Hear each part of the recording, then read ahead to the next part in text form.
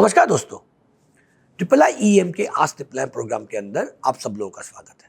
जैसे कि आप सब लोग जानते हो, ये प्रोग्राम हमने स्पेसिफिकली उन लोगों के लिए बनाया है कि जिसको भी एक्सपोर्ट इंपोर्ट को लेकर मन में कुछ क्वेश्चन है या बहुत सारी गलतफहमियां लोगों ने बना के रखी हुई है, या मैंने कुछ ये सुना है, मैंने ऐसा सुना है, तो ये सारे जो आपके मन के डर है या मीथ जो है, ये दूर करने का हम लोग प्रयत्न कर रहे हैं।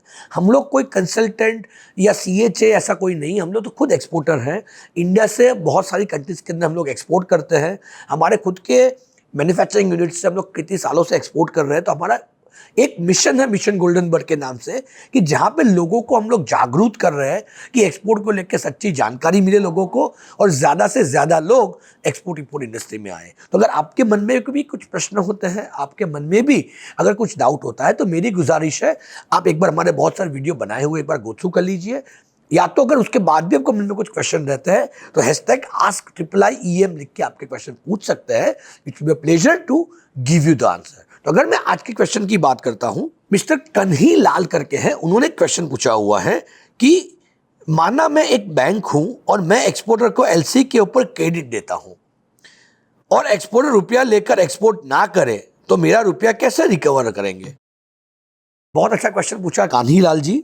पहली बात तो आप एक बैंक हो नहीं सकते। उसका रीजन बता रहा हूँ कि बैंक होने के लिए आपको बेसिक बैकग्राउंड चाहिए, RBI के अप्रूवल चाहिए। सब लोग अपनी खुद की बैंक खोल लेते हैं। चलो फिर भी हमने माना मैं आप बैंक के एम्प्लॉई हो या बैंक में जॉब कर रहे हो, क्वेश्चन पूछ रहे हो कि सर मैंने किसी को LC के ऊपर क्रेडिट दे दी, राइट, और पार्टी ने एक्सपोर्ट ही नहीं किया।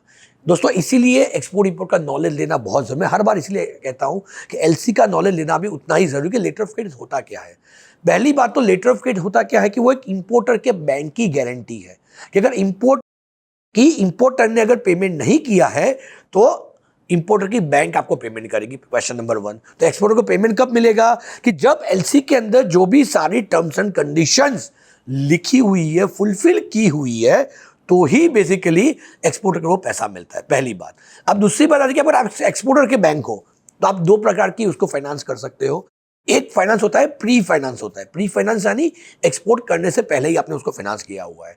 और दूसरा होता है पोस्ट शिपमेंट फाइनेंस होता है। पोस्ट शिपमेंट यानी एक्सपोर्ट हो जाने के बाद, राइट, आपने उसको एक्सपोर्ट के पहले मैं पोस्ट शिपमेंट ले लेता हूं, आपके लिए इजी रहेगा। प्री शिपमेंट थोड़ा डिटेल में जाएंगे हम।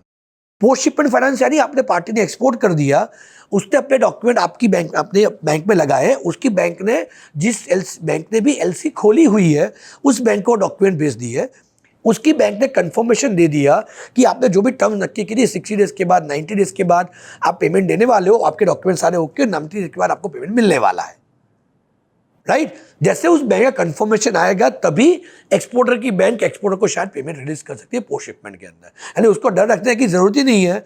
जो एक्सपोर्टर की बैंक है उसका गारंटी किसने दिया हुआ है, इंपोर्टर की बैंक ने दी हुई है, राइट। तो पोस्ट शिपमेंट में तो ऑलरेडी एग्जीक्यूट कर चुके हो आप, उसके बाद आपको पेमेंट दे रही है। अब आती है प्री शिपमेंट फाइनेंस की बात। दोस्तों प्री शिपमेंट फाइनेंस की जब बात आती है तो बैंक सारे प्रिकॉशंस लेती है, राइट। आप छोटा सा व्हीकल भी लेने जाते हो ना 50,000 रुपये का, तो भी आपसे साइन करवाते हैं, व्हीकल उठा लेने की बातें करते हैं, राइट। सो वैसे केस में प्री शिपमेंट जो फाइनेंस जो रहता है वो जो नॉर्मल हम लोग CC लिमिट या वर्किंग कैपिटल लेते हैं, उसी तरह से बैंक भी सिक्योरिटी के साथ ही करती है।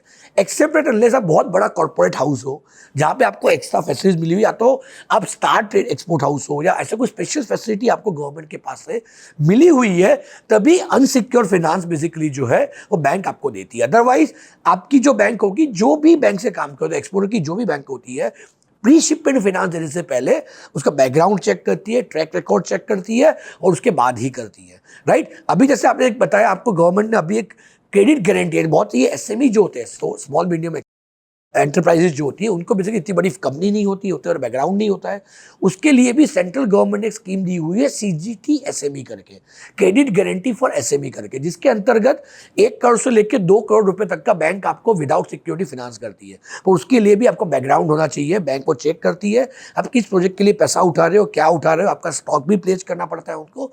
वो सारी प्रोसीजर करने के बाद ही आपको बेसिकली आपकी एक्सपोर्टर की बैंक आपको फाइनेंस करती है। तो पहले ये मन से गलतफहमी निकाल दो कि LC आ गई यानी आपकी बैंक आपको फाइनेंस कर देगी। आपकी बैंक का काम वो है ही नहीं, LC का काम वो फाइनेंस करना है ही नहीं। पहली बात तो LC एक प्रकार की आपकी सिक्योरिटी है। आपका इंपोर्टर पेमेंट नहीं करेगा, राइट, तो आपकी उसकी बैंक करेगी। वो कोई फाइनेंशियल डॉक्यूमेंट नहीं है, मेक इट वेरी क्लियर। वो आपको फाइनेंस रेज करने के लिए का डॉक्यूमेंट नहीं है, राइट। चाहे वो एक्सपोर्टर की बैंक हो या इंपोर्टर की बैंक हो, आपने अगर जो भी टर्म्स एंड कंडीशन एलसी के अंदर या जो भी आपने इंपोर्ट का डिस्कस की हुई है वो एलसी के अंदर है, वो आपने फुलफिल की हुई है, तो ही आपको आपकी बैंक, उसकी बैंक जो आपको पैसा देगी। अदरवाइज उसका कोई सिक्योरिटी या आप बोलो कि वो फाइनेंस करेगी, ऐसा कोई फाइनेंस नहीं होता है दोस्तों।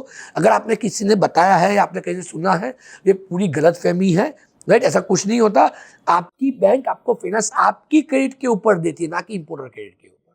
Make it very clear, right. तो अगर आपने, और वो भी देने से पहले सारी सिक्योरिटी चेक करती है, स्क्रूटिनी करती है, अप्रूवल्स लेती है, उसके बाद ही आपको फाइनेंस किया जाता है। तो make it very clear, LC कोई भी, it is security of the payment, it is not a financial document. Make it very clear, right. तो मेरी गुजारिश है कि एक बार प्रॉपर्ली टर्म समझ लीजिए दोस्तों। जब तक कि आप समझ नहीं पाओगे सारे टर्म्स, तो आपको चेंजेस आनी है। आप क्या करते हो, अलग अलग टाइप से नॉलेज लेने का ट्राई करते हो, पर एक बार अगर आप प्रॉपर सिस्टम से कहाँ से स्टार्ट करना है, कहाँ तक एंड करना है, उसका प्रॉपरली नॉलेज ले लोगे, तो आपको ये मन में जो छोटे छोटे उल्टे सुलटे क्वेश्चन जो आते हैं ना, राइट, वो आने ही नहीं है, राइट। क्योंकि हम लोग जो भी है, हम लोग खुद एक्सपोर्टर है, इंडिया से दुनिया के कोने कोने में एक्सपोर्ट करते हैं, राइट। और सब लोगों को जागरूक करते हैं एक्सपोर्ट इंपोर्ट में लाने के लिए। तो मेरी गुजारिश है कि आप एक बार प्रॉपर्ली एक्सपोर्ट इंपोर्ट नॉलेज लीजिए।